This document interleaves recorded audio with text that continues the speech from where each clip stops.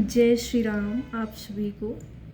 मैं आप सबको ये बताना चाहूँगी कि महाभारत और राम कथा तो आप सबने देखी होगी। तो आपने देखा होगा श्री रामचंद्र जी ने रावण से युद्ध किया था और भी राक्षसों का वध किए थे वो, और हनुमान जी को भी देखे होंगे।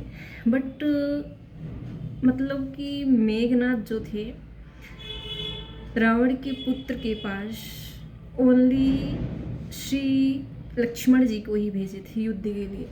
श्री रामचंद्र जी नहीं आए और ना ही हनुमान जी आए। तो इसका रीज़न पता है आपको। रीज़न ये था कि मेघनाथ माता का भक्त था और माता से उसने वरदान लिया था कि माँ मेरी जब मृत्यु हो तो ऐसे पुरुष से हो जो 13 वर्षों से सोया ना हो। ऐसे पुरुष से हो जो 13 वर्षों से सोया ना हो। माता जी ने आशीर्वाद दे दिया। अब श्री रामचंद्र जी और सीता माता जी, लक्ष्मण जी जब वन की ओर निकले थे तो सभी से युद्ध करते हुए निकले थे, सभी को वरदान देते हुए निकले थे। तो आपने देखा ही होगा। उसके बाद जब सीता हरण हुआ और मेघनाथ का वध करना था, तब श्री रामचंद्र जी हमेशा लक्ष्मण को ही भेजते थे। मेघनाथ ने एक बार लक्ष्मण जी को भी परास्त कर दिया था। परास्त होने के बाद लक्ष्मण जी ठीक हुए। ठीक होने के बाद लक्ष्मण जी पुनः दोबारा युद्ध पे आए और युद्ध करने में मेघदूत भी आए। परंतु लक्ष्मण जी को जब परास्त किए तो क्या राम जी ने सोचा मैं युद्ध करने मेघनाथ से मैं खुद जाऊं? नहीं, मेघनाथ से युद्ध करने के लिए उन्हें लक्ष्मण जी को ही भेजा गया, क्योंकि वो 14 वर्ष से सोए नहीं थे। और वरदान मेघनाथ को यही मिला था कि जो पुरुष 14 वर्ष से सोया ना हो उसी के हाथ में मेरी मृत्यु होगी।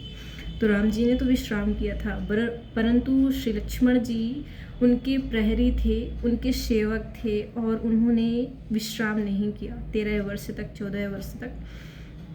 इसी रीजन से मेघनाथ को लक्ष्मण जी मार पाए और राम जी उनके सामने नहीं आए, क्योंकि राम जी विश्राम किए हुए थे और लक्ष्मण जी ने विश्राम नहीं किया 13 वर्ष। तो उन जो माता जी से मेघनाथ ने वरदान लिया था वो वरदान सफल हुआ, और वरदान सफल होने का रीज़न यही था, बस जो 13 वर्ष से पुरुष सोया ना हो वही मुझे परास्त कर सकता है। तो लक्ष्मण जी ही परास्त किए। और लक्ष्मण जी इतना तो पता है आप लोग की शेषावतार हैं, यानी नाग देवता के अवतार हैं। तो शेष सैया पर जो विराजमान नारायण जी हैं उन्हीं के अवतार हैं। और माता सीता जी का जब हरण हुआ तो उससे पहले अग्निदेव को संबोधित कर श्री रामचंद्र जी माता सीता को अग्निदेव को उनकी सुरक्षा के लिए उन्हें सौंप दिया था कि भगवान आगे मेरे कार्य असंभव है, मेरी अर्धांगिनी को कहीं कोई मतलब कुछ वैसे ना हो, इसलिए मैं इन्हें अपनी पत्नी को आपके आश्रय छोड़ रहा हूँ कुछ समय के लिए, उसके बाद मैं वापस आके ग्रहण कर लूँगा। तो अग्निदेव को माता सीता जी को सौंप दिए थे, उनकी रक्षा पे दे दिए थे। उसके बाद जो उनकी छाया थी माता सीता जी श्री रामचंद्र के साथ थी। तो जब रावण ने उन्हें हरण किया था तो माता सीता की छाया को हरण किया था। अगर असली माता सीता होती तो रावण उन्हें कभी टच नहीं कर सकता था, छू नहीं सकता था, क्योंकि असली माता सीता पर शक्ति है, बल है, हर चीज़ें हैं, पर रावण की इतनी शक्ति नहीं कि वो माता को छू सके, टच कर सके अपने दरिद्र विचारों से, गलत विचारों से, दरिद्र हाथों से, ऐसे। इसीलिए अगर असली माता सीता होती तो रावण कभी ले ही ना जा पाता।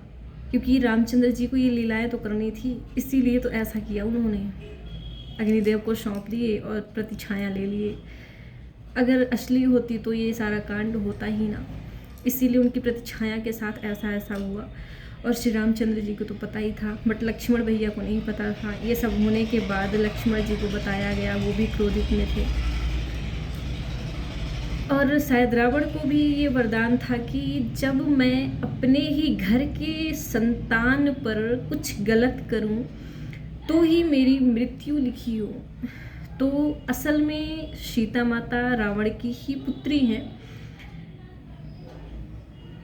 पुत्री होने के बाद उसने भी माता से ही वरदान लिया था कि हे माँ, मेरी मृत्यु अगर हो तो मैं अपने पुत्री के प्रति ऐसा कुछ गलत करूं कि उसी के कारण मेरी मृत्यु हो। तो माता सीता का ही तो था कि उसने हरण किया, अगर हरण ना करता तो रावण का भी अंत ना होता।